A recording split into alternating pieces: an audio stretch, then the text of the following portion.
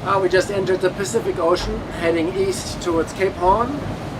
We expect a bit less than 2 weeks to Cape Horn. We have actually very gentle conditions at the moment, up to Sunday, and we expect that all the fleet is going to compress and hang out a little bit together in the light winds to come. At the moment we have really champagne sailing conditions. The sea is relatively flat with a long swell that accelerates the boat. We have a nice wind angle, 120, and not too much wind. A little bit of sun came out and it's not so cold. So it's overall very good, and it will be a bit stronger later today and tonight, and then getting quite light into the weekend. And we expect that the fleet really, we're all stuck in this light wind together. Well, significant things happen all the time, but the days pass on and sometimes I can't even remember.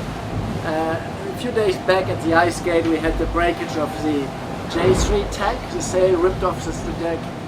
We put that back together. Then the foil came undone from the foil control system. That was very difficult to repair. I wasn't at that moment even sure if we managed, and I was thinking it was already rushing through my head, maybe we need to go to New Zealand. Luckily we got that under control, and then every day is different. The sea state, we are really missing the albatrosses.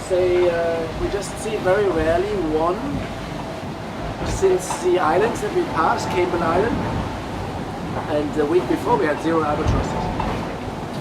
We're all looking forward to this weekend, maybe sitting out in the sun on deck. Basically we're always inside here and we have no sun, so we're lacking that a little bit. Yeah, so Point Nemo is very unique.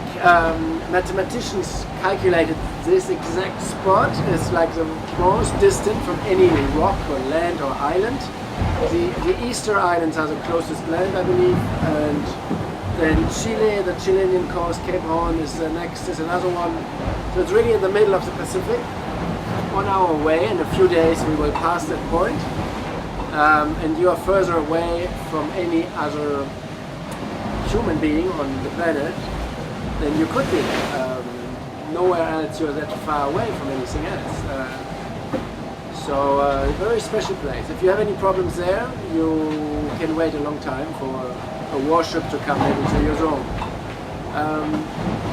It's like a 3,000 kilometers from the nearest land.